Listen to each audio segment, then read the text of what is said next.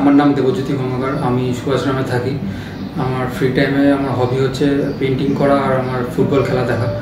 আর আমি অ্যানিমেশনের সাথে গত 3-4 বছর ধরে আমি যুক্ত রয়েছি।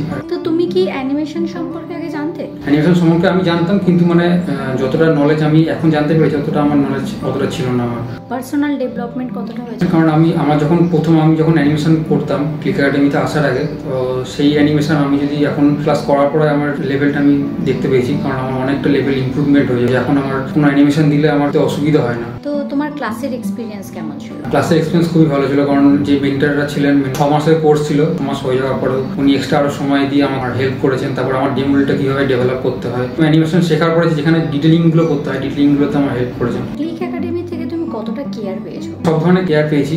মাঝখানে আমার খুব টেনশন ছিল আমার জবের ব্যাপারে। তো যখন আমি স্যারের সাথে মেন্টরদের সাথে কথা বলতাম, মেন্টররা বলেছিলেন যে তুমি খালি তোমার কাজের দিকে ফোকাস করো, জবের নিয়ে কোনো চিন্তা করতে হবে না। বেসিক করার পর এক্সপার্ট করার ইচ্ছাটা তোমার কেন হয়েছিল? বললাম, আমার জানার ইচ্ছেটা ছিল। কারণ প্রথম থেকে ছিল যে আমি স্টুডিওতে যখন যাবো আমার যেন কোনো রকম প্রবলেম না হয়। কারণ আমার যে সিনিয়ররা থাকবেন বা আমার যে রয়েছে, আমাকে যখন যে কাজটা দেবেন আমার যেন কখনো বলতে না হয় যে আমি জিনিসটা জানি না বা আমি এটা পারবো না করতে। তো আমি এটা জানার আমি অন্তত আমার নলেজটা থাকে যেমন, তো সেইটা জানার জন্য আমি এক্সপার্ট অ্যানিমেশনটা নেওয়া। আচ্ছা, এক্সপার্ট কি তোমাকে শুধু অ্যানিমেশনে টুলস যেগুলো হয় সেগুলো কি শুধু শিখিয়েছিল, নাকি এক্সপার্ট ক্লাসে তুমি এক্সট্রা যে অ্যানাটমি বলো বা কোনো ধরো তোমার সাইকোলজি একটা বুঝতে হয়, তো সেগুলোকেও তোমাকে ট্রেনিং দেওয়া হয়েছে? যে আমার যে মেন্টর ছিলেন, তো মেন্টর আমাকে কোয়ার্টার অ্যাফেয়ার অ্যানিমেশনের যে গেটগুলো হাঁটা চলা বা দৌড়ানো যেগুলো হয়, বা একটা কোয়ার্টার পেটের যে অ্যানাটমি হয়, তো সেই অ্যানাটমিগুলো ডিটেলিংয়ে আমাদের দেখিয়েছিলেন অ্যানিমেশন স্টার্টের আগে। তো মেন্টরসের সাথে তোমার রিলেশন কেমন ছিল? মেন্টরদের সাথে রিলেশন খুব ভালো ছিল। মেন্টররা সবসময় হেল্প করতো, যখনই দরকার হয় মেন্টররা আমাকে হেল্প করে।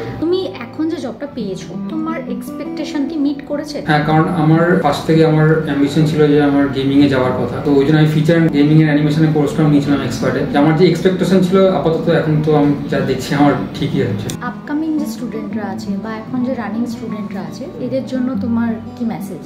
অনেকে টেনশন করে যে আমি এই কোর্সটা শেখার পরে যে আমি জব পাবো কিনা বা প্লেসমেন্ট হবে কিনা। তো আমি তাদেরকে বলবো যে টেনশন না করে যে যে জিনিসটা শেখার সেটা ঠিকমতো শিখতে। কারণ মেন্টাররা সবসময় হেল্প করে। তো মেন্টারদের থেকে 100% জানার অন্তত আমি বলতে পারি যে এক্সপার্ট কোর্স করার পরে তার জবের কোনো রকম প্রবলেম হবে না জব পাওয়ার জন্য।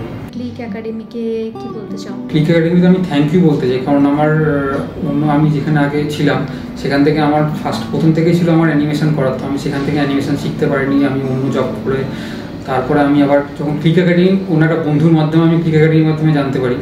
তো একদম আনএক্সপেক্টেডভাবে ক্লিক একাডেমির মাধ্যমে জানতে পারা, মেন্টরের মাধ্যমে ব্যাপারে জানতে পারা।